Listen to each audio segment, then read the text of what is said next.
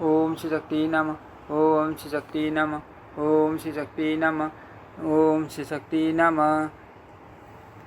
अष्टाविंशो अध्याय। भगवान विष्णु का नारद जी से माया की अजेयता का वर्णन करना। मुनि नारद को मायावश स्त्री रूप की प्राप्ति तथा राजा तालटवस का उनसे पढ़ने निवेदन करना।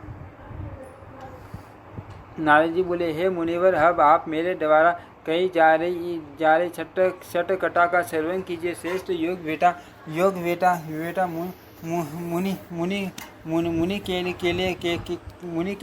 मुनि के लिए भी माया का बल अत्यंत दुर्गे हैं। उस अजय तथा विशिष्ट माया ने ब्रह्मा से लेकर टन पर्यंत समस्त शास्त्र जगत को मोहित कर रखा है। किसी समय मैं सवर तथा तान से विभूषित मैटे बिना बजाता हुआ एवं सप्त सरोवर से युक्त गायत्र शाम का गान करता हुआ अद्भुत क्रम वाले भगवान विष्णु के दर्शन की अभिलाषा से सत्य लोक से मनोर श्वेत द्वीप में गया था। वहाँ मैंने दिवाली देव विष्णु भगवान को देखा। वे हाथ में चक्र तथा गदा धारण किए हुए थे। उनके वक्ष स्थल पर कौस्तुभ मणि शोभायमान हो रहे थे। वे मेघ सदृश श्याम वन वाले थे। उनकी चार भुजाएं थी। वे पीठ वस्त्र धारण किए हुए थे। मुकुट तथा बाजूबंद से शोभित थे तथा वे विलासमयी लक्ष्मी के साथ प्रमुदित होकर क्रीड़ा कर रहे थे। सभी शुभ लक्षणों से संपन्न, समस्त आभूषणों से अलंकृत, कांति युक्त अपने रूप यौवन पर गर्व करने वाली नारियों में सर्वश्रेष्ठ भगवान विष्णु को अति प्रिय तथा सर्वज्ञ के समान अभाव वाली भगवती लक्ष्मी मुझे देखकर उनके पास से अंत पूर्व में चली गई। व्यंजित अंगों वाली लक्ष्मी जी को भवन में गई देखकर मैंने वनमाला धारण करने वाले दिवाली दे जगन्नाथ विष्णु से पूछा, हे भगवान, हे दिवाली दे, हे पंचनाभ, हे असुर विनाश, मुझे आते हुए देखकर माता लक्ष्मी जी आपके पास से क्यों चली गई? हे जगत गुरु, मैं न तो कोई नीच हूँ और न टूट। हे जनार्दन, मैं इंद्रियों क्रोध तथा माया को जीत लेने वाला एक तपस्वी हूँ। नारद जी बोले, मेरा कुछ अभिमान पूर्ण वचन सुनकर भगवान विष्णु मुस्कुराकर वीणा के समान मधुर वाणी में मुझसे कहने लगे। भगवान विष्णु बोले, हे नारद, ऐसी नीति है कि पति के अतिरिक्त अन्य किसी भी पुरुष के सानिध्य में स्त्री का कभी नहीं रहना चाहिए। हे विद्वान वायु श्वास को जीत लेने वाले योगी सांख्य शास्त्र के ज्ञाता और निराहार रहने वाले तपस्वियों तथा जितेंद्रिय पुरुषों एवं देवताओं के लिए भी माया अत्यंत दुर्जय है। हे मुनिवर, अभी आपने जो कहा है कि मैंने माया पर विजय प्राप्त कर ली है तो हे गीत, ये कि आपको ऐसा कभी नहीं बोलना चाहिए। जब मैं शिव, ब्रह्मा तथा सनक आदि मुनि भी उस अजन्मा माया पर विजय नहीं प्राप्त कर सके, तब आप तथा अन्य कौन है जो उसे जीतने में समर्थ हो सकते हैं।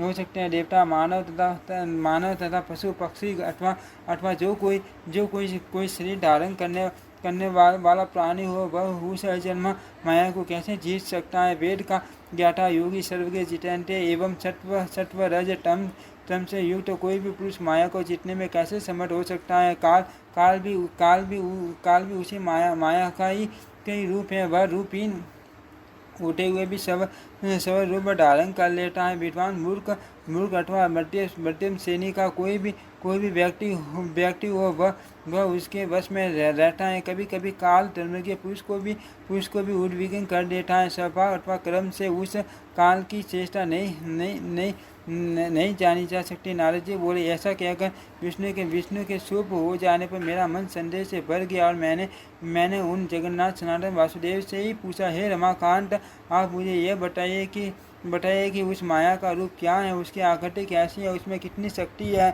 वह कहाँ रहती है तथा उसका आधार क्या है। हे मणिधर, मैं उस माया को देखना चाहता हूँ, अतः मुझे उसका शीघ्र दर्शन कराइए। हे लक्ष्मीकांत, मैं उसके विषय में सम्यक जानना चाहता हूँ, मुझ पर कृपा कीजिए। भगवान विष्णु बोले, अखिल जगत को धारण करने वाले वह माया त्रिगुणात्मिक, सर्वज्ञ, सर्वसमन्ता, अजय, अनेक रूपा तथा संपूर्ण संसार को अपने में व्याप्त करके स्थित है। हे नारद, यदि आपके मन में उस माया को देखने की इच्छा है तो मेरे साथ अभी गरुड़ पर आरूढ़ हो जाओ। हम दोनों अन्य लोक में इसी समय चलते हैं। हे ब्रह्मपुत्र, वहाँ वहाँ मैं आपको अजितात्माओं के लिए अजय माया का दर्शन कराऊंगा, किंतु उसे देखकर आप अपने मन को विचारग्रस्त मत होने देना। मुझसे ऐसा कहकर देवाली देव भगवान विष्णु ने विनता पुत्र गरुड़ का स्मरण किया। स्मरण करते ही गरुड़ भगवान विष्णु के समक्ष उपस्थित हो गए। गरुड़ को आया हुआ देखकर भगवान विष्णु मुझे अत्यंत आदरपूर्वक पीछे बैठा कर प्रस्थान करने के लिए उस पर आरूढ़ हो गए। जिस वन प्रदेश में भगवान विष्णु जाना चाहते थे, वहाँ के लिए प्रेरित किए गए वायु सदस्य वेगवान विनता पुत्र गरुड़ ने वैकुंठ से प्रस्थान किया। गरुड़ पर आसीन हम दोनों बहुत से विशाल वनों, दिव्य सरोवरों, नदियों, ग्राम, नगरों, पर्वत के आसपास की बस्तियों, गायों के गोष्ठों, मुनियों के मनोहर आश्रमों, सुंदर बावलियों, छोटे बड़े तालाबों, कमलों से सुशोभित विष्णु तथा गहरे गड्ढों एवं मुर्गों तथा बराओं के बहुत से समूहों को देखते हुए कान्याकुब्ज नगर के पास पहुंच गए। वहाँ कमलों से मंडित हंस तथा सासों से युक्त चक्रवाकों से सुशोभित अनेक वर्णों वाले खिले हुए कमलों से सुबहमान झुंड पौरों की ध्वनि से गुंजित एवं पवित्र तथा मधुर जल वाला एक दिव्य तथा रमणीय सरोवर दिखाई पड़ा। क्षीर सागर के मधुर दूध की समानता करने वाले विशिष्ट जल से युक्त उस परम अद्भुत सरोवर को देखकर भगवान विष्णु मुझसे कहने लगे। फिर भगवान ने कहा, हे नारद, सर्वत्र कमलों से आसादित समस्त जल से परिपूर्ण तथा सारस की ध्वनि से निनादित हो रहे इस आकार सरोवर को देखो। इसी में स्नान करके हम लोग शेष नगर कान्याकुब्ज में चलेंगे। ऐसा कहकर भगवान विष्णु मुझे शीघ्र ही गरुड़ से उतारकर आगे ले गए। उन्होंने हंसते हुए मेरी तर्जनी अंगुली पकड़ी और बार बार उस सरोवर की प्रशंसा करते हुए वे मुझे तीर पर ले गए।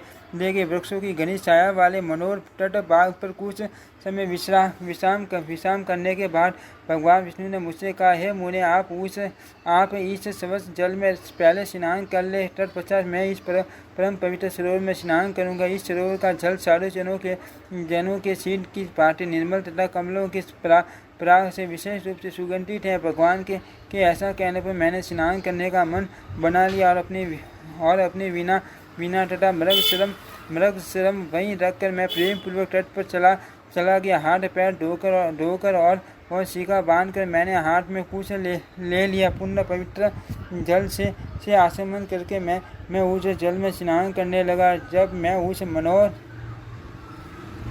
मनोहर जल में स्नान कर रहा था, उसी समय भगवान के देखते मैं अपना पुरुष रूप छोड़कर एक सुंदर नारी के रूप में परिणित हो गया। उसी क्षण मेरी वीणा तथा पवित्र मृग शरम लेकर भगवान विष्णु गरुड़ पर आरूढ़ होकर शीघ्र ही अपने धाम चले गए। इधर मैं सुंदर भूषणों से भूषित होकर स्त्री के रूप में हो गया। उसी समय मेरे मन में पूर्व देह की विस्मृति हो गई। मैं भगवान विष्णु तथा अपनी मटी वीणा को भी भूल गया। मोहिनी रूप प्राप्त करके मैं सरोवर से बाहर निकला और समस्त जल बाले तथा कमलों से परिपूर्ण उस सरोवर को देखने लगा। मैं मन में बार विस्मय कर रहा था कि ये क्या है। नारी रूप को प्राप्त मैं ऐसा सोच ही रहा था कि मुझे टाल ध्वज नामक राजा अचानक दिखाई पड़े। हाथी के समूह से गिरे हुए वे रथ पर बैठे हुए थे। युवा अवस्था वाले तथा आभूषणों से सुशोभित राजा टाल ध्वज शरीर धारण किए साक्षात कामदेव के समान प्रतीत हो रहे थे। पूर्णिमा के चंद्रमा के समान मुख वाली तथा दिव्य आभूषणों से मंडित मुझे रमणी को देखकर राजा को महान आश्चर्य हुआ और उन्होंने मुझसे पूछा, हे कल्याणी, आप कौन हो? हे कांटे, आप किस देवता, मनुष्य, गंधर्व अथवा नाग की पुत्री हो? रूप तथा यौवन से संपन्न युवती होते हुए भी आप यहाँ अकेली क्यों हो? हे सुनैने, आप सच बताओ कि आप विवाहित हो अथवा कुमारी? हे सुखे शांत, हे सुमध्य, आप इस सरोवर में क्या देख रही हो? हे पीक वासिनी, मनमत मोहिनी, आप अपनी अभिलाषा व्यक्त करो। हे मरा लाक्षी, हे कृष्णधरी उत्तम राजा को अपना पति बना के मेरे साथ आप निसंदेह मनोवांछित सुखों का उपभोग करो। इति श्रीमद्देवी भागवते महापुराणे अष्टादशशास्त्रायां संहितायां षष्ठस्कन्धे नारदेन ईश्वरस्त्री तव प्राप्ति वर्णनामष्टादशाविंशोऽध्यायः। ओम श्री शक्ति नमः। ओम श्री शक्ति नमः। ओम श्री शक्ति नमः। ओम श्री शक्ति नमः। ओम श्री